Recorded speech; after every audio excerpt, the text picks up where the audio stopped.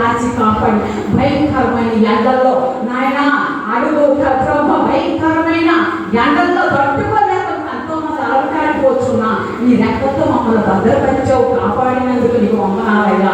మీకు స్తోత్రములు తండ్రి, స్తోత్రములు ప్రభు. నాయన తండ్రి, మా సంఘ కుటుంబాలుగా మీ సన్నిధిలో పెడుతున్నాం. ఏ సమస్యతో వచ్చి ఉన్నామో, ఏ బాధలో వచ్చి ఉన్నామో, ఏ ఇబ్బందిలో వచ్చి ఉన్నామో, ఎవరు ఏ మోసపోయి వచ్చి ఉన్నారో నాయన నువ్వు హృదయం ఎరిగిన దేవుడు కనుక నీ సన్నిధిలో మాట్లాడుతున్నాం. సాయం చేయవాడు నీ ఒక్కడివే తప్ప నాయన నీకు వందనాలు. నాయన మనుషులైతే నాయన చెప్పుకుంటే వినరు, కానీ నువ్వు దేవుడివి. మా సమస్య ఏంటో, మా బాధ ఏంటో, మా కష్టం ఏంటో నీ సహాయం మాకు దయచేయమని ప్రభు నీ సన్నిధిలో గోజాడుతున్నాము తండ్రి. పరిశుద్ధుడా నీకు స్తోత్రములు నాయన, స్తోత్రములు. నువ్వు సెలవిస్తున్నావు, నువ్వు భయపడద్దు. కీర్తన 91:7 నువ్వు నీ ప్రక్క 1000 మంది పడినా, నీ కుడి పక్క 10,000 మంది కూడినా, నీకు అపాయం నేను రానివ్వను, నీ తోడుగా ఉన్నాను తండ్రి. నీకు వందనాలు. నీ వాక్యం ద్వారా మాకు హెచ్చరిస్తున్నావు తండ్రి, నీకు వందనాలు. నేను స్తోత్రములు, స్తోత్రములు. ఇదిగో నాయన ఈ శ్రేష్టమైన సమయానికి వచ్చి ఉన్నాం. ఇదిగో నేను వాక్యము ప్రభు నాయన, ఇదో నీ దాసునికి ప్రభు నీ పాదముల వద్ద పెడుచున్నాను తండ్రి. అయ్యో నీకు వందనాలు ప్రభు. నీ దాసులతో ఏం మాట్లాడతావో ప్రభు నాయన వాక్యము నాయన నీ దాసులతో మాకు వినిపించండి. మీరు సహాయం దయచేయండి. ఎందుకంటే వాక్యము మాకు విలువైనది అయినా తండ్రి. ఏది కానీ కూడా వాక్యం అవసరమైన ఆత్మీయ ఆహారము ప్రభు దేవా. నీ దాసులతో నాయన ఏం మాట్లాడుతావో నాయన తండ్రి, నీ వాక్యానుసారంగా లోతైన మరవలు నీ దాసులతో మాట్లాడు, మాకు వినిపించిన ఆయన మీకు వందనాలు ప్రభు తండ్రి. నాయన నీ దాసుని కుటుంబాన్ని నేను దీవించుము. దాసులు చేసిన సేవ పరిచయ ఇదిగో మా సంఘ కాపరి నాయన ఆ కుటుంబాన్ని దీవించండి, ఆశీర్వదించండి. నీ దాసులతో ప్రభా కొన్ని సంఘం అందరూ కూడా నెగ్గిత కలిగి నేను ఉద్యోగాను నీ సంఘాన్ని దీవించండి, ఆశీర్వదించు ప్రభా నాయన. అలాగే ప్రభా నీ దాసుని సిలువ చాటును మరుగుపరుచుకొని మీరే ఉంది నా వాక్యం మాట్లాడమని అడుగుచున్నాను. అలాగే నా యొక్క బిడ్డ ప్రభా ఇదిగో సెక్రటరీ నాయన తండ్రి ప్రతినిధి చేయించున్న సంఘాన్ని నడుపుచున్నా ప్రభా. సంఘం కమిటీని 7 బిడ్డలు ప్రభా నీ పాదాల దగ్గర పెడుతున్నాను. నీ సేవ, నీ పని నువ్వు మాట ఇచ్చావు, నా పని నేను నీకు చేస్తాను, నీ పని నీకు చేస్తానని. అవును ప్రభా 7 బిడ్డలు చేయించిన సేవ నాయన నీ పని వాళ్ళు దీవించు, వాళ్ళ కుటుంబాన్ని దీవించు. ఇంకా ప్రభా చక్కగా జరగాలి ప్రభా. ఈ బిడ్డలు దీవించమని కూడుకున్న సంఘం అందరికీ కూడా పేరు పేరున దీవించి నాయన వాక్యం అంతా మేము చెవుడు ఉంచి నాయన హృదయమైన వాక్యంతో మేము వినాలి ప్రభా. పెడచవుడు పెట్టకుండా నీ సన్నిధిలో ఇటు అటు తిరగకుండా శ్రేష్టమైన సమయం ఇది. ఇది వాక్యము, ఈ వాక్యము తండ్రి 2 అంచుల ఖడ్గము నాయన ప్రభా. భయభక్తులుగా విని వాక్యానుసారంగా జీవించుటకు నీ సహాయం, నీ దయ, నీ కనికరము మీద మా హృదయంలో ఉంది మాట్లాడమని యేసయ్య పరిశుద్ధ నామములో వినయంతో బతిమలాడి వేడుకొనుచున్నాను తండ్రి. ఆమేన్.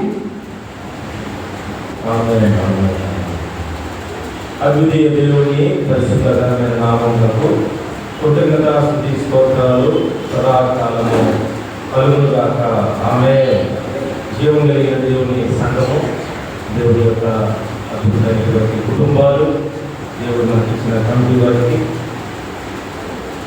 ప్రభు యొక్క జీవం కలిగినటువంటి ఆయన దయారాశ్రము ఈ చివరి ఆదివారము నూతన కృపతో మిమ్మల్ని నింపి దేవసాహంతో ఊరేగింపచేయుగాక.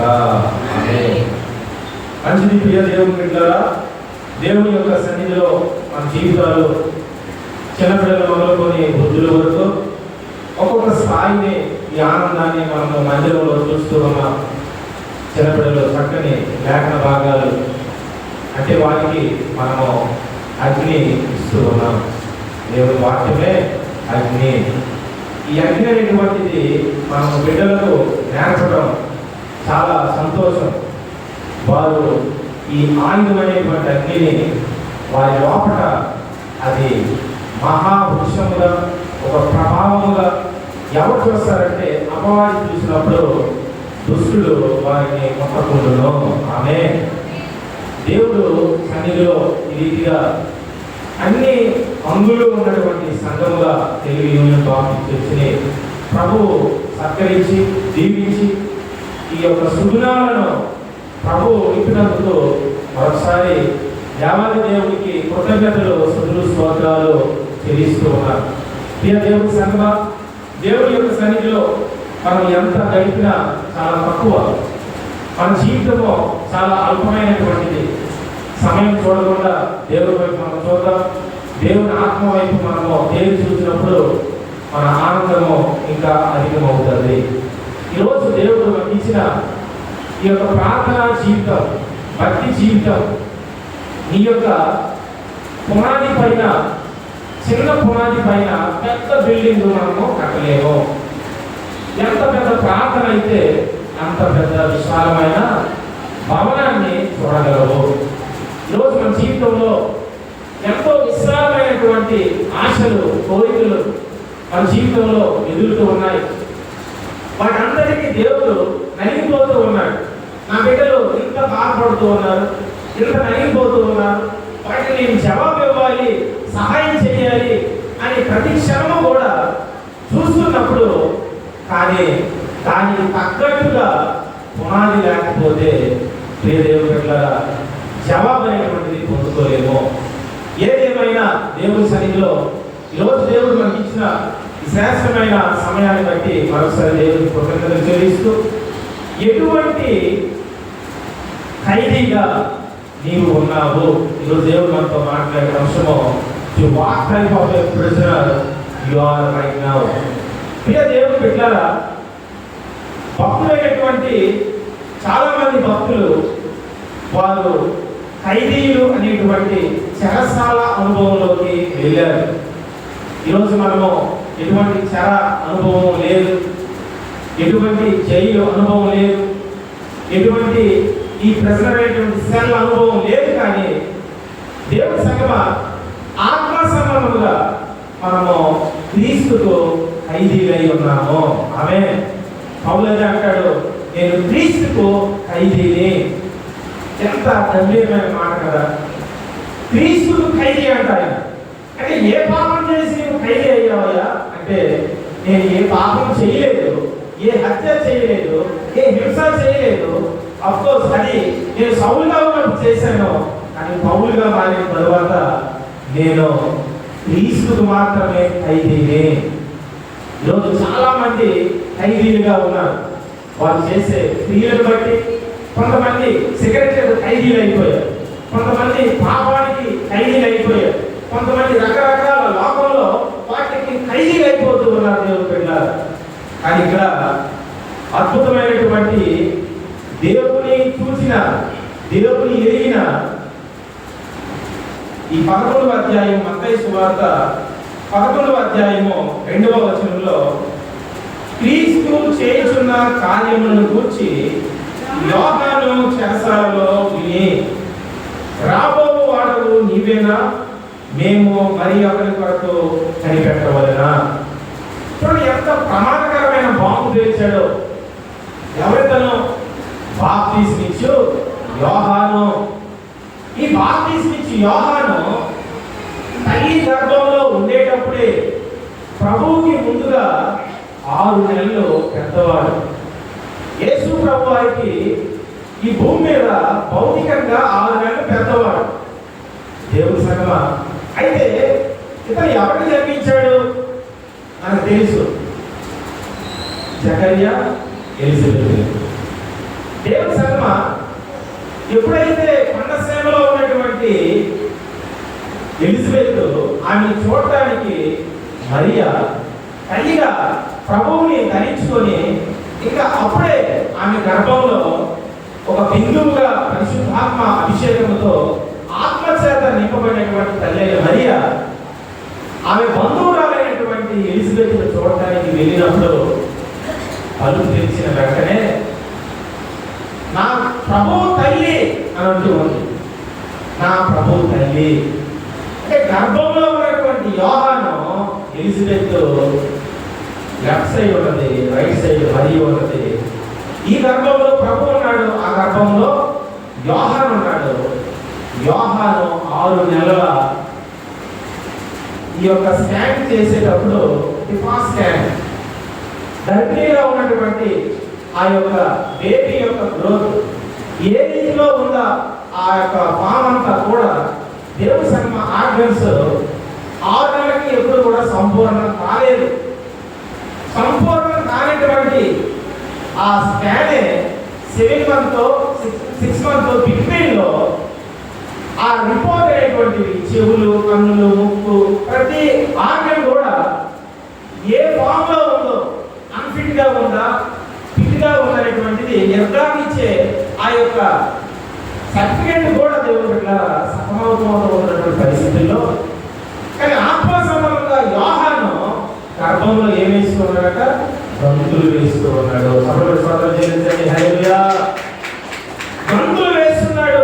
అంటే ప్రభువు స్వరము కంప్లీట్ కానటువంటి ఆ యొక్క గర్భంలో ఉన్నటువంటి ఒక బీజము, ఆ యొక్క పాము ఎంతగా ప్రభువుని కనపరుస్తూ ఉన్నాడు. ప్రభువు అని నీకు ఎవరు చెప్పక్కర్లేదు. ఏ సమయంలో నీకు ప్రభు దర్శించాడో, ఏ సమయంలో కుమార్తె అని ఆయన నిన్ను పిలిచిన వెంటనే నీకు ఎవరు చెప్పకపోయినా దేవుడి మందిరానికి వెళ్ళాలి, స్తుతించాలి, ఘనపరచాలని ఆశతో మనం వస్తూ ఉన్నాం దేవుడు పెట్టారు. ఇక్కడ యోహాను ఇన్ని లక్షణాలు కలిగిన గర్భంలో ఉన్నప్పుడే, సంపూర్ణంగా కాకపోయినప్పుడే, 6 నెలలప్పుడే గంతులు వేస్తూ ఉన్నాడంటే గర్భంలో భూమి మీదకి వచ్చిన తర్వాత ఎంత గంభీరంగా ప్రకటన చేస్తూ ఉన్నాడు. ప్రభువుని గూర్చి అనేకులకు ప్రకటన చేస్తూ ఉన్నాడు. 40 అధ్యాయము యెషయా గ్రంథంలో ఏమని? ఇదిగో అరణ్యంలో కేక వేస్తూ ఉన్నాడు. అరణ్యము అనగా లోకానికి గుర్తు, ఎండిపోయిన హృదయానికి గుర్తు. అటువంటి ప్రజల మధ్య కేకలు వేస్తూ ఉన్నాడు. ఏమని కేకలు వేస్తూ ఉన్నాడు? సర్ప సంతానమా, రాబో ఉగ్రత నుండి ఎవరు నిన్ను తప్పిస్తాడు? ఈ సమయంలో వాళ్ళంటే రోడ్డు మధ్య ఈ పరంపర ప్రాంతంలో ఓ సర్ప సంతానమా అంటే ఎలా ఉంటుంది పరిస్థితి? భక్తులు తీయొచ్చు, భక్తులు తీయొచ్చు, ఇంకా ఎన్ని ఆయుధాలైనా తీయొచ్చు. కానీ యోహాను ఎంత ధైర్యంగా ఆ మాట చెప్పగలిగాడు దేవుడు పెట్టారు. సర్ప సంతానమా, ఏ ఉద్దేశాన్ని బట్టి, ఏ ధైర్యాన్ని చూసి, అంటే ఇతను దేనికంటే మనం చూడండి, ప్రధానమంత్రి వచ్చినా, ముఖ్యమంత్రి వచ్చినా, మినిస్టర్ వచ్చినా ఆయనకు ముందుగా కొన్ని వాహనాలు కూడా దేవుని సభ వారు అనౌన్స్ చేస్తూ కొన్ని వాహనాలు కూడా వెళ్తూ ఉంటాయి. ఇతను కూడా ఒక స్పెషల్ కేటగిరీకి సంబంధించినటువంటి ఒక మెసెంజర్. అద్భుతమైనటువంటి ప్రభువుని ఆయన ముందుగా వెళ్తూ చాలా సాగాన్ని గురించి ప్రకటిస్తూ ఉన్నాడు. ఈరోజు యోహాను లేడు. యోహాను స్థానంలో కూర్చున్న మనమంతా కూడా దేవుడు మనకు సిద్ధపరిచాడు. ఆమేన్. ప్రియ దేవుడు పెట్టారా, ఇటువంటి యోహాను ఈయన కేకలు వేస్తూ ఉన్నాడు. అనేకులకు యోర్దానులో బాప్తిస్మం ఇచ్చాడు. బాప్తిస్మం ఇచ్చి అనేకులకు రక్షణ సువార్తను ప్రకటిస్తూ ఉన్నాడు. అయితే చివరికి ఇంతమందికి బాప్తిస్మం ఇచ్చాడు, కానీ ఎవరిపైనా కూడా పౌరం అనేటువంటిది వచ్చిందా? ఒక్క వ్యక్తి మీద పౌరం వచ్చిందా? ఎవరి మీద కూడా రాలేదు. కానీ ఒక్కరి మీద వచ్చింది, అది మన ప్రభు అయిన యేసుక్రీస్తు మీదకి. కాబట్టి అంటూ ఉన్నాడు, లోక పాపములను మోసుకొని పోవు దేవుని గొర్రెపిల్ల, ఇదిగో నీవే, నీ చెప్పులు విప్పుటకు కూడా నేను పాత్రుడు కాదు. ఇంకా యోహాను సువార్త 3:30 ఏమంటాడు? Your name May magnify and increase, my name May decrease. ఆయన హెచ్చించబడవలసి ఉన్నది, నేను తగ్గించబడవలసి ఉన్నది. దేవుని సంగమా, ఇంత గంభీరంగా ఇతని జీవితం కొనసాగుతూ ఉన్నది. చాలా అద్భుతంగా ప్రభువుని ప్రకటిస్తూ ఉన్నాడు. పౌరమేమో పరిశుద్ధాత్మగా ఆయన మీదకి వచ్చినప్పుడు ఆకాశము తెరవబడటము, ఈయన నా ప్రియకుమారుడు, ఈయన నేను ఆనందిస్తూ ఉన్నాను. ఎప్పుడు కూడా మేఘము తెరవబడినట్లు, స్వరం వినిపించినట్లుగా అద్భుతమైనటువంటి ఇన్ని బాప్తిసాలు ఇచ్చిన ఈ సూచన కనబడలేదు. ఈ పౌరం తిరిగి రావడం నేను సూచనగా చూడలేదు. ఏంటి ఈ అద్భుతమైనటువంటి మనుష్య కుమారుడు, దైవ కుమారుడు, ఈయనే ప్రభు, ఈయనే మెస్సయ్య, ఈయన రక్షకుడని యోహాను నిర్ధారణ చేసుకున్నాడు. దేవుడు బిడ్డలారా, ఎన్నో సూచనలు ఆయన గర్భంలో నుంచే ప్రభువుని కనుగొంటూ ఉన్నాడు. ఈరోజు అద్భుతమైనటువంటి ఈ లక్షణాలు కలిగినటువంటి దేవుని సంగమ, దేవుని యొక్క సేవకుడిగా ఉన్న యోహాను మండే దీపము ప్రతిరోజు కూడా మండుతూనే ఉన్నాడు దేవుని సంగమ. అయితే ఈ మండుతున్నటువంటి ప్రక్రియలో ఆయన జీవితంలో ఏమైందంటే చెరసాల అనే అనుభవము వచ్చింది. పాపం చేయడం వల్ల కాదు, ఒక అన్యాయము, ఒక అక్రమము. ఎప్పుడైతే ఈ హేరోదియ పాపం చేయడం వలన ఆ హేరోదుని గద్దించి ఉన్నాడో ఆయన ఏం చేశారంటే చెరసాలలో వేశారు. చెరసాలలో వేసినప్పుడు చాలా కాలం జరుగుతూ ఉంది. ఈ క్రమంలో ఆయనకేమో అనేక ఆలోచనలు, తలంపులు పుడుతూ ఉన్నాయి. ఏమంటున్నాడు? యేసు వారిని చూసి అంటున్నాడు 2వ వచనంలో, క్రీస్తు చేసిన కార్యములను గురించి యోహాను చెరసాలలో విని, రాబోవాడు నీవేనా? మేము అంటున్నాడేంటి? మేము మరి ఒకరి కొరకు కనిపెట్టవలెనా?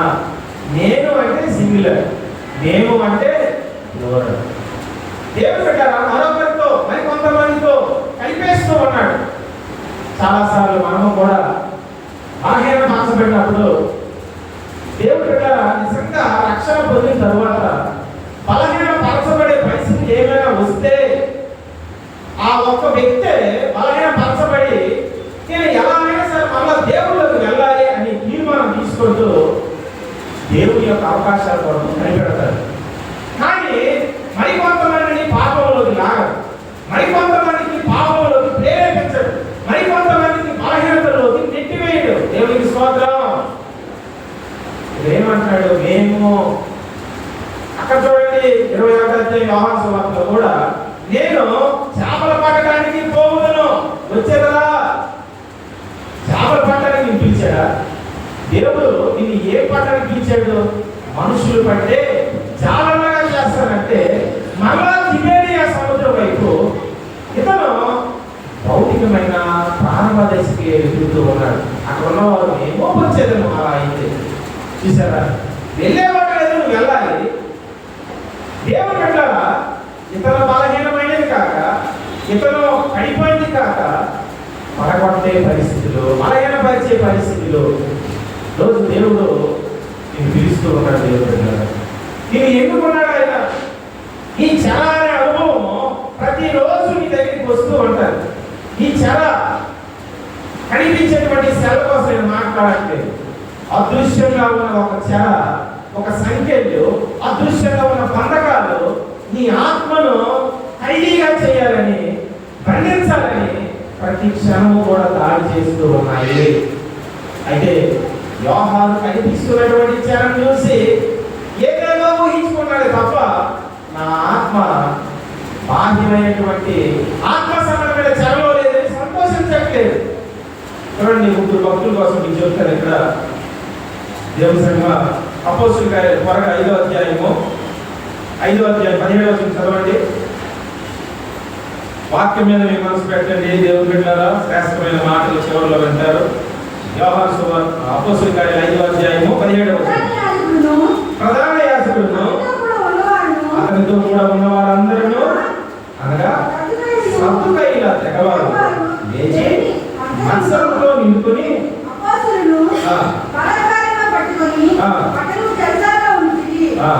అయితే ప్రభుదూత రాత్రివేళ ఆ చెరసాల తలుపు తీసి వారి వెలుగులకు తీసుకుని వచ్చి నీరు వెళ్ళి దేవాలయంలో నిలిపి ఈ జీవమును కూర్చిన మాటలు నీరు ప్రజలతో చెప్పుడని వారితో నేను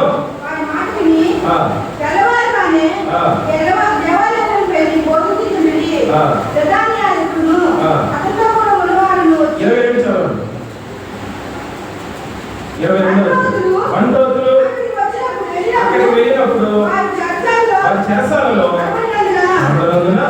తిరిగి వచ్చి చెరసాల ఒక భద్రముగా మూసి ఉండటి ఆవుల వారు కలుపు ముందర చూసింది కానీ తలుపులు తీసినప్పుడు లోపల మా పౌరైన కనబడలేదు వారికి చాలు. దేవుని బిడ్డలారా, ఇది మొదటి అనుభవం. ఎందుకు మీరు ఈ యేసుని ప్రకటిస్తారు? ఎందుకు మీరు ఈ క్రీస్తే మెస్సయ్య అని తప్పుడు సమాచారాలు అమాయకమైన యూదుల్ని కలవరం చేస్తారు అని చీకట్లో అజ్ఞానంలో ఉన్న యూదులు నిజమైనటువంటి సత్యంలో ఉన్న వారిని బాహ్యమైన చెరలో వేశారు. దేవుడు ఏం చేశాడు? రాత్రికి రాత్రి ఆ చెర చెరగానే ఉంది, కాలంగానే ఉంది. భటులు రక్షకులు ఉన్నట్టుగానే ఉన్నారు, సైనికులు లోపల ఉన్నారు, బయట ఉన్నారు. కానీ అద్భుతంగా వారు బయటికి వెళ్ళారు. హల్లెలూయా. దేవుని సంగమా, ఈ అనుభవాలు అపోస్తులకు తెలుసు. మరలా 12వ అధ్యాయం మరలా చూడండి. 12వ అధ్యాయం 5వ వచనం చదవండి. అదే అపోస్తుల కార్యాలు త్వరగా 12వ అధ్యాయం 5వ వచనం.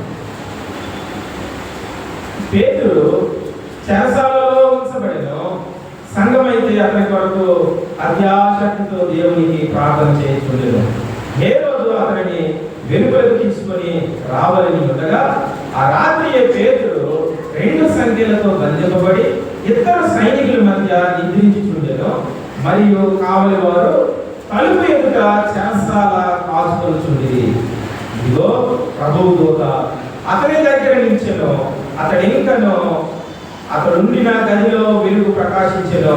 దూత పేతురు ప్రక్కను కట్టి త్వరగా లేమని చెప్పి అతని లేవగా సంఖ్యలో అతని చేతుల నుండి ఊడిపడెను. అప్పుడు దూత అతనితో, నీవు నడుము కట్టుకొని చెప్పులు తొడుగుకొనుమనెను. అతడు అలాగూ చేసిన తరువాత దూత, నీ వస్త్రం పైన వేసుకొని నా వెంబడి రమ్మని అతనితో చెప్పెను. అతడు వెలుగులకు వచ్చి దూత వెంబడి వెళ్ళి దూత వల్ల జరిగినది నిజముగా జరిగినని గ్రహింపక తనకు దర్శనం కలిగినని తలంచెను. మొదటి కావలిని, 2వ కావలిని దాటి పట్టణంలోకి పోవు ఇనుప గవిని యొక్కకు వచ్చినప్పుడు దానంతట అదే వారికి తెలుసుకొనెను. వారు బయలుదేరి ఒక వీధి దాటిన వెంటనే దూత అతన్ని విడిచిపోయెను. దేవుని సంగమా, ఎంత అద్భుతం కదా. పేతురు గారేమో చెరసాలలో 5వ అధ్యాయం అయితే బయటికి చక్కగా దూత తీసుకొచ్చిన సంగతి. 2వసారి మరలా కూడా చెరసాలలో వేశారు. 12వ అధ్యాయం అలా చెరసాలలో ఉన్నాడు. ఈసారి ఇలా కాదు, ఇటొక రక్షకుడు, అలాగే ఇటొక సైనికుడు, అటొక సైనికుడు, మధ్య సంఖ్యలు కావలి. మొదటి కావలి, 2వ కావలి ఇనుప గవి. మనకి 19వ అధ్యాయం మార్గాండంలో సొలువు గవి కనిపిస్తుంది. ఆ సొలువు గవి దగ్గర లోతు కూర్చున్నాడు. ఇక్కడేమో ఇనుప గవిని. దేవుడు పెట్టారా అంటే కఠినమైనటువంటి సందర్భాలు, వెళ్ళడానికి అవకాశం లేదు, తప్పించుకోవడానికి సందర్భం లేదు, చాలా భయంకరమైన క్లిష్టమైనటువంటి ప్రొటెక్షన్. ఇటువంటి మధ్య దూత పడుతూ ఉంది. చెప్పుల పక్కన ఉన్నాయి, వస్త్రాలు మరోవైపు ఉన్నాయి. దేవుడు పెట్టారా ఇటువంటి సందర్భంలో పేతురు అది ఒక దర్శనం అనుకుంటున్నాడు. ఇలా బయటికి వచ్చినప్పుడు ఆయన చక్కగా దేవుడి గురించి ప్రకటించడానికి వెళ్తూ ఉన్నాడు. ఎన్నిసార్లు చెరసాలలో వేస్తే వేయనివ్వండి. ఎందుకంటే ఇతనికి 2వ అధ్యాయంలో వాక్యం చెప్పి 3000 మందికి బాప్తిస్మం ఇస్తాడు. 4వ అధ్యాయంలో 5000 మందికి బాప్తిస్మం ఇస్తాడు. అప్పుడు సోదరులు చెల్లించండి హల్లెలూయా. దేవుని సంగమా, మరొక వ్యక్తి ఉన్నాడు 16వ అధ్యాయంలో, అదే అపోస్తలుల కార్యాలు. ఆయన ఎవరు? పౌలు, శీల. వీరేం చేస్తున్నారు? ప్రార్థనలతోనూ కీర్తనలతోనూ. వీరైతే దూత వచ్చి బయటికి తీసుకువెళ్ళట్లేదు, కానీ వీరు ప్రార్థనలతో కీర్తనలతో దేవుడు పెట్టారా దూత వచ్చి ఈ యొక్క 12వ అధ్యాయంలో ఆ బంధకాలన్నీ ఓడగొట్టినట్లు చూస్తూ ఉన్నారు. కానీ వీరు స్తుతి గీతాలతో ప్రార్థనలతో చెరసాల కంపింపజేసే శక్తి కలిగిన వారు. దేవుడు పెట్టారా అక్కడేమో వాక్యం చెప్పి అనేకులు బాప్తిస్మం ఇస్తే, ఈ భక్తుడు పౌలు మాత్రమో ఇక్కడ ఎలా బాప్తిస్మం ఇస్తారంట? ప్రార్థనలు చేసి కీర్తనలు పాడి అనేక మంది చెరలో ఉన్న ఖైదీలు, చెరసాల అధికారి అందరికీ కూడా రక్షణ సమాధానం చేస్తాడు. హల్లెలూయా. ఒక్కొక్కరికి ఒక్కొక్క ఇచ్చిన ఆధిక్యత దేవుడు పెట్టారు. పేదైతే నిర్భయంగా చెరసాలలో నిద్రపోతూ ఉన్నాడు. అంటే ఆయనకున్న ధీమా ఏంటి, ఆయనకున్న ధైర్యం ఏంటి? దేవుడు ఏం చెప్పాడు 21వ అధ్యాయం యోహాను సువార్తలో, పేతురు నీవు నన్ను ప్రేమించుచున్నావా? రెండోసారి నేను ప్రేమించుచున్నాను. yes Lord. Peter, do you love me? yes I love you. మూడవసారి ఎందుకు నీకు అంత కోపం?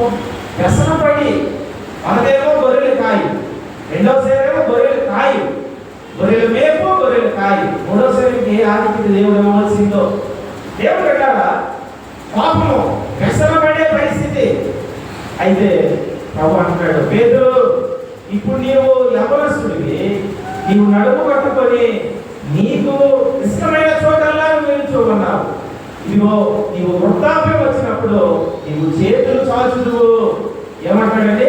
నీకు వృద్ధాప్యం వచ్చినప్పుడు నీవు చేతులు చాచుదువు. అప్పుడు నీవు వెళ్ళవలసిన చోటు దగ్గర వెళ్ళక నీవు తీసుకొని వెళ్ళేవారు అంటారు. ప్రభు లైఫ్ సీక్రెట్ రివీల్ చేసేసాడు. అంటే పేరుకి ఏం అర్థమైపోయింది? ఇంకా నాకు వృద్ధాప్యం వచ్చిన వరకు ఏ మరణమో రాదు. చక్కటి సోదరులు చేయించండి. హల్లెలూయా. ఈరోజు దేవుడు చెప్పిన ప్రతి మాట పేతురు వింటూ ఉన్నాడు. ప్రతిదీ కూడా నెరవేర్పులో ఆ యొక్క ప్రభు యొక్క ప్రవచనములు. ఇంకా నేను ఎవరి ప్రాయంలో ఉన్నాను, చాలా సేవ ఉంది. ఎన్ని చెరసాల్లో వేస్తే వేయనివ్వండి, ఎన్ని బెదిరింపులు వస్తే రానివ్వండి. ప్రభు చెప్పాడు వృద్ధాప్యం వరకు అన్నాడంటే నాకు వృద్ధాప్యం వచ్చిన వరకు మరణం లేదు కాబట్టి నేను ప్రభువుని ధైర్యంగా ప్రకటిస్తాననేటువంటి అద్భుతమైన ప్రభువు మాట మీద ఆయనకున్న ధీమా. ఈరోజు మనకున్న ధీమా దేవుడి సంగమ. అంటే మాటలు మనం పాటిస్తేనే మనకు ధీమా వస్తుంది, ప్రార్థన చేస్తేనే మనకు ధీమా వస్తుంది, దేవుని సన్నిధిలో మనం నిలిస్తేనే మనకు ధీమా వస్తుంది. ఇవేమి చేయకుండా మనం ధీమా ఉంటే ఆ 25వ అధ్యాయం మత్తయి సువార్తలో బుద్ధి లేని కన్యకలో వారికి కూడా ధీమా ఉంది. కానీ ఏమొచ్చింది? సమయంలో ఇబ్బంది వచ్చింది. దేవుడు బిడ్డలారా, దేవుడు యొక్క బిడ్డలుగా చెరసాల అనే అనుభవం. ఈరోజు ఈ చెరసాల అనే అనుభవంలో దేవుడు నడిపిస్తూ ఉన్నప్పుడు మన జీవితాల్లో గంభీరంగా ఉండాలి. అయితే పేతురు గారు చెరలోనూ భయపడలేదు, పౌలు గారు చెరలోనూ భయపడలేదు. కానీ బాప్తిస్మిచ్చి యోహాను మాత్రము ఏమంటున్నాడు? క్రీస్తు చేయుచున్న కార్యములను గురించి యోహాను చెరసాలలో విని రాబోవు వాడవు నీవేనా. ఎంత బాధకరమైన మాట కదండి. ఇన్ని గుర్తులు గర్భంలో ఉన్నప్పుడే నీకు తెలుసు, భూమి మీద వచ్చినప్పుడు కూడా నీవే అద్భుతంగా ప్రభువుని ప్రకటించావు. అటువంటి నీ జీవితంలో రాబోవాడవు నీవేనా అని అంటూ మేము మరి ఒకరి కొరకు కనిపెట్టవాలన్నా మేము అని అంటాడంటే ఆయన క్రింద ఎవరున్నారు? ఆయన ఆత్మీయ బిడ్డలు, ఆత్మీయ శిష్యులు. ఈరోజు నేను ప్రకటిస్తున్నానండి, మా ఏం చెప్తున్నానని అని చెప్పి బయట ఏమో కత్తులతో ఉన్నారు, చాలా పెద్ద ఆయుధాలతో ఉన్నారు. అప్పుడు అదిగోండి ఆ వెనక మా నక్కనే మాట్లాడుతారు, మీరు వెళ్ళి సార్ మాట్లాడండి, సంఘం అందరూ తరఫున చూసుకుందాం వెళ్ళండి అని అంటే అయ్యారు. ఏంటి అడిగారు? దేవుడు లేదు, అక్కడ మా బ్యాక్ సైడ్ ఇంకా కొంతమంది మా పెద్దలు ఉన్నారు, వారిని మాట్లాడతారు. మీ అందరికంటే ముందు నేనేళ్ళు మాట్లాడాలి. అవే దేవుడు పెట్టారా అంటే నడిపించవలసినటువంటి ఒక నాయకుడిగా ఎంతో మందికి ఆదర్శప్రాయంగా ఇన్ని సంవత్సరాలు ఉన్నటువంటి సేవకుడు మేము మరొకరి వరకు చూడాలా అంటే అప్పుడప్పుడే నేర్చుకుంటున్నా, గురుగుడి నడుపులో నడుస్తున్నా ఆత్మీయ బిడ్డలో అది ఎంత బలహీనమైపోతుంది. దేవుడు సార్ ఈరోజు ప్రాణాలు పెట్టడానికి ముందు వరుసలో నిలబడేది సేవకుడు. ధైర్యపరిచే ప్రక్రియలో ప్రాణాన్ని పణంగా పెట్టవలసినటువంటి పరిచర్య చేస్తే అలా సేవ చేయాలి తప్ప భయపడిపోయి పెరిగిపోయి చెరసాలు చూసి ఆయుధాలు చూసి దేవుడు బిడ్డలారా ఈ పరిచర్యను మనము పురుగు. ఇంకా ఏమంటున్నాడు? 3వ వచనం అని ఆయన అడుగుటకు తన శిష్యులను పంపెను. చూసారా, శిష్యులను పంపాడు. అయ్యో ఎంత ఇబ్బందికరమైన పరిస్థితి. ముందంతా నువ్వే కదా, తండ్రి గారు మీరే కదా, యేసు ప్రభుగా మెస్సయ్య వచ్చేసాడు, ఆయన చాలా అద్భుతాలు చేస్తున్నాడు, ఆయనకి మీరే బాప్తిస్మం ఇచ్చారని చెప్పారు. ఇదేంటి ఇప్పుడు ఆయన దగ్గర సమాధానం అందిస్తూ ఉన్నారు. చాలాసార్లు బిడ్డలకు వాక్యాలు మనం నేర్పుతూ ఉంటాం. వాళ్ళేమో ఇప్పుడే చక్కని లేఖన భాగాలు చెప్తూ ఉంటుండగా వారిని వదిలితే తల్లిదండ్రులు ఏం చేస్తారండి, ఏం దేవుడండి, ఏం సంఘం అండి, ఏం ప్రార్థన అండి, ఎందుకు ఇలా అంటున్నప్పుడు పిల్లలు వస్తారు. తల్లిదండ్రులు ఏంటి మా మమ్మీ ఎలా ఉంటుంది, మా డాడీ ఏంటి ఇలా అంటున్నాడు, ఏంటి ఇలా మా అమ్మమ్మ ఎలా అంటుంది, మా నాన్నమ్మ ఎలా అంటుంది, ఏంటమ్మా ఏం మాట్లాడుతున్నారు అని ఏం తెలియలేరా ఇల్లు. దేవుడు పెట్టారా అంటే మనము ఏదైతే అంటే ఆరోగ్యం నిత్యం చేసినప్పుడు ఏమంటాడు, కూర్చున్నప్పుడు, నిల్చున్నప్పుడు, భోజనం చేసినప్పుడు, పడుకునేటప్పుడు నిత్యము వాక్యమే మాట్లాడాలి. మనం బలహీనతలు మాట్లాడుతూ ఉన్నామా, బలం గురించి మాట్లాడుతూ ఉన్నామా, వెలుగు గురించి మాట్లాడుతూ ఉన్నామా, భయం గురించి మాట్లాడుతూ ఉన్నామా? బాల్యంలోనే మనము ధైర్యాన్ని ప్రకటించవలసినటువంటి సందర్భాల్లో భయాన్ని మనం ప్రకటిస్తే వారు భయంతోనే బ్రతుకుతారు దేవుడు, వారు కలవరాలతోనే బ్రతుకుతారు దేవుడు. ఈరోజు యోహాను చాలా విసిరిపోయే ఆత్మీయ జీవితం కనిపిస్తూ ఉంది. భయంతో ఉన్నటువంటి పరిస్థితులు కనిపిస్తూ ఉన్నాయి. నేనేమో మరొకరిని చూడాలా అంటూ ఉంటే ఆ మాట నిజమైన దేవుడు, మహోన్నతుడైన దేవుడు ఎంత బాధపడతాడో ఒకసారి. నిజంగా అమ్మా నువ్వు నాకు అమ్మవేనా అంటే, డాడీ నువ్వు నిజంగా నేను నీకే జన్మించానంటే ఆ మాట ఒక్కసారి వింటేనే మనకి నరాలకు కూడా ఎంత కోపం వస్తుందో. మరి జీవం కలిగిన దేవుడిని, మహోన్నతుడైన ప్రభువుని మేము మరొకరి కోసం చూడాలా అంటే ఆ మాట దేవుడికి ఎంత బాగా ఉంటుందో ఆలోచించాలి. ఎందుకు ఎంతమంది బాప్తిస్మం ఇస్తే ఏంటి, ఎంతమందికి నీవు అద్భుతంగా నా కోసం ప్రకటన చేస్తే ఏంటి, ఇన్ని సంవత్సరాలు మాదిరికంగా ఉంటే ఏంటి, చివరిలో ఒక్క అద్భుతమైన ముగింపులో నీ సమయము సార్థకమయ్యే విలువైన గడిలో అపవాదం ఏం చేస్తుంటే చాలా అనుభవం తీసుకొచ్చేసరికి సందేహములు. ఈరోజు పేతురుకు రాలేదు, దేవుడిలారా పౌలుకు రాలేదు, అక్కడ ఉన్న అపోస్తలుకు రాలేదు. వారు చెరలోకి ఎన్నిసార్లు వెళ్ళినా మేము విన్న వాటిని, కన్న వాటిని గురించి ప్రకటించకుండా ఉండలేమన్నారు. కాబట్టి దేవుడిలా కానీ ఇప్పుడు మాత్రము ఒక్కసారి చెరలోకి వెళ్ళేసరికి ఏమంటాడు దేవుడిలారా, రాబోవాడవు నీవేనా. చాలా బాధకరమైన మాట్లాడుతున్నాడు. రాబోవాడు నీవేనా. ఇప్పుడు వచ్చేవారు ఎవరైతే, ఇప్పుడు చూస్తున్నవారు ఎవరైతే, నువ్వు బాప్తిస్మించింది ఎవరైతే, ఆ అద్భుతమైనటువంటి సూచనలు, మహిమైనటువంటి కార్యాలు నీ జీవితంలో నెరవేర్చబడాలంటే ఎవరి కోసం ఇవన్నీ? ఇన్ని చూసి కూడా అంటున్నాడు దేవుడు పెట్టారా, మేము మర్యాదల వరకు కనిపెట్టవలన కనిపెట్టి మనకు రాబోతూ ఉన్నాడు. మనకడేమో దేవుడు పెట్టారా 4 గుర్రాలతో రాబోతూ ఉన్నాడు. ప్రకటన గ్రంథంలో ఎర్రని గుర్రము, తెల్లని గుర్రము, పాండు వర్ణ గుర్రము. దేవుడు పెట్టారా ఈ 4 రకాల గుర్రాలతో ఒక్కొక్క గుర్రము తమ చెప్తారు. అద్భుతమైనటువంటి దేవుని బిడ్డలను ఎంత ఘోరంగా ట్రాప్ చేశాడో దాన్ని దండేవాడు, దాన్నే విశ్వసించాడు. అద్భుతంగా వారి ట్రాప్లో వెళ్ళిపోయి అయ్యో మేము ఎంత పాపం చేశామో, మేము ఎంత బ్లైండ్గా నమ్మామో, నిజమైన దేవుడిని మెస్సయ్యని మేము వదిలేశాము, నిజమైన డూప్లికేట్ బాగుపడుకుని ఆ తర్వాత లార్డ్ సేవ్ మీ అని కేకలు పెడుతూ ఉన్నారు. ఎంత గొప్ప కార్యాలు కదా జీవితంలో. దేవుడి సంగమ ప్రభు అంటున్నాడు 4వ వచనంలో, యేసు వారిని చూసి మీరు వెళ్ళి విన్న వాటిని అన్న వాటిని యోహానుకు తెలుపుడి.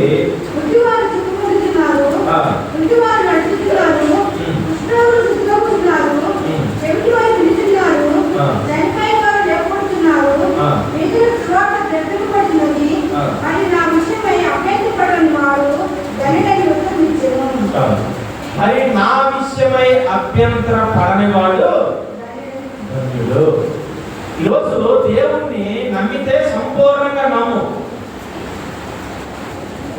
వాక్యాలు నమ్మి నీ ప్రార్థనకు జవాబు రాకపోయినప్పుడల్లా నువ్వు సందేహపడితే ఎంతగా నడిగిపోతాడో. ఈరోజు ఉదయకాల ఒక కీర్తన చదివానండి, నాకు చాలా నవ్వు వచ్చింది అనమాట. చూడండి ఒకసారి 57వ కీర్తనలో ఈ భక్తుడు కూడా ఇలాగే అంటున్నాడు. 57వ కీర్తన అందుకే మీ ప్రతి అక్షరం కూడా చాలా జాగ్రత్తగా భూతత్వంలా ధ్యానించాలి. చూడండి 57వ సంకీర్తనలో దావీదు అంటాడు, మొదటి చరణం, నన్ను కరుణింపుము దేవా, నన్ను కరుణింపుము, నేను నీ శరణ జొచ్చి ఉన్నాను.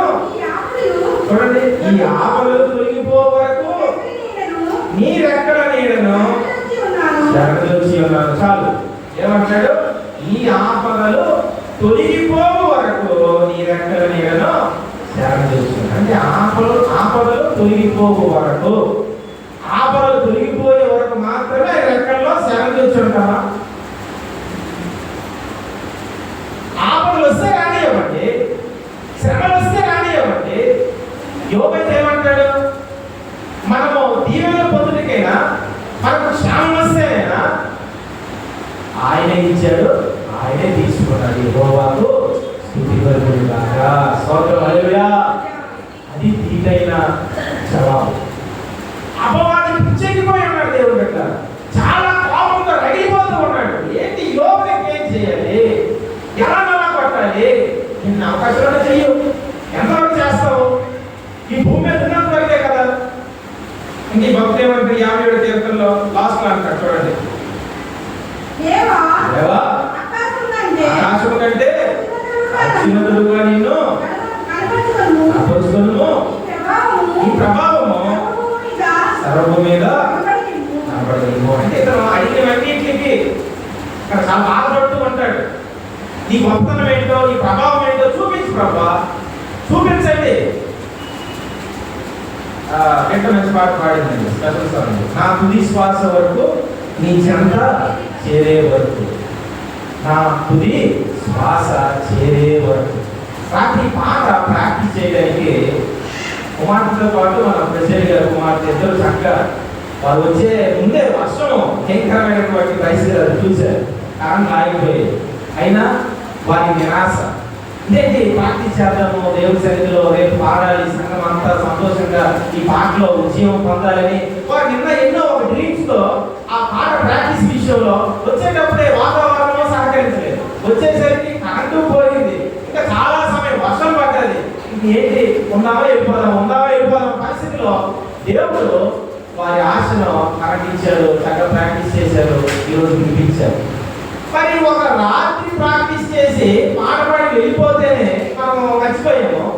ఇక్కడ ఈ భక్తుడు దావీదు తరతరాలు యుగయుగాలు మనం ఈ కీర్తన ధ్యానిస్తాము, ఈ పాట మనం వింటాము, ఈ పాట గురించి మనం చెప్పుకుంటాము. ఇంకెంత జాగ్రత్తగా ఒళ్ళు దగ్గర పెట్టుకొని దేవుడు కనిపించాలి. దేవుడు పెట్టారా? దేవా ఏమంటారంటే, నన్ను కరుణింపుము దేవా, నన్ను కరుణింపుము, నేను ఈ శరణ నుంచి ఉన్నాను. ఈ ఆపదలు తొలగిపోవు వరకు, ఆపదలు తొలగిపోకపోయినా నేను నిన్నే శరణ చూస్తున్నాను అంటే ఆనందంగా ఉన్నాం. హల్లెలూయా. మనం అక్షరాలు చూస్తాం కానీ అందులో ఉన్న దావీదు మనసును మనం చూడాలి. దావీదు ఏ ఉద్దేశంలో, ఏ తలంపుల్లో ఈరోజు తెలుగు యూనియన్ బాప్టిస్ట్ చర్చ్ వాళ్ళు ధ్యానిస్తారు అయ్యో అనుకోని భయంతో మన భక్తి. ఇప్పుడు మన ధ్యానాలు, మన తర్వాత పిల్లలు మనవాళ్ళు వాళ్ళు ధ్యానిస్తారు, దేవుడు దేవదూతలు ధ్యానిస్తారు. పోయిన ఆయన చెప్పారు, వారు మనకు పాపుతారు మన భక్తి. ఏ రీతిలో మీరు నడుచుకున్నారో, ఏ రీతిలో మీరు స్పందించారో, ఏ రీతిలో మీరు దేవుడి మందిరానికి వచ్చారో ప్రభు అంటాడు, నా నిమిత్తము సందేహింపడవాడు ధన్యుడు. ఆమేన్. ఈరోజు సందేహించే పరిస్థితుల్లో మనము ఈ బాహ్యమైన ఈ చెర, ఈ సంఖ్యలు అవి ప్రతిరోజు కూడా ఈ శరీరాన్నే బంధించగలవు. సువార్త ప్రకటించు, బంధించలేమండి. ఎంతవరకు చెరలో వేస్తారు, ఎంతవరకు 102 ఆ సెక్షన్స్ ప్రకారము నిన్ను ఆరడిలో ఉంచుతారు దేవుడు వెళ్ళారా, కానీ నీ ఆత్మను మాత్రం ఎవరు కూడా బంధించలేదు. అవే కానీ వాడు ఏం చేస్తాడంటే ఆత్మలు బంధించి శరీరాన్ని మాత్రం విడుదల చేస్తున్నాడు. ప్రభు అంటాడు, గుడ్డివారు చూస్తూ ఉన్నారు, కుంటివారు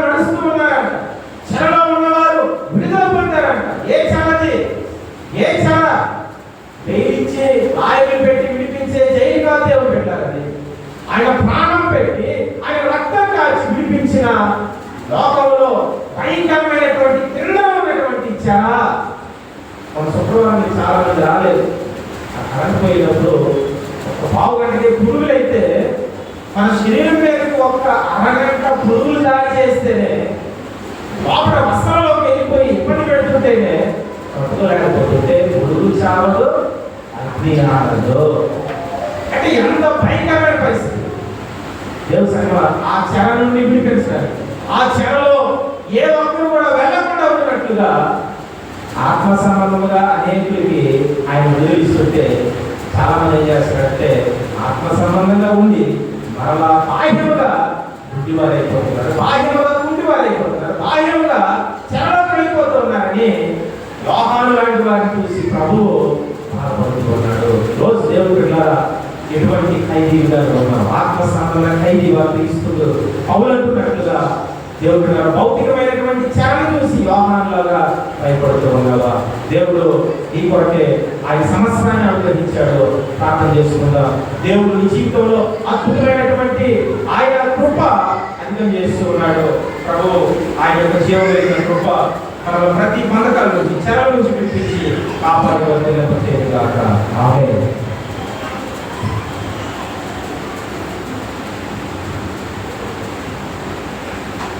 ప్రార్థన చేస్తున్నాం.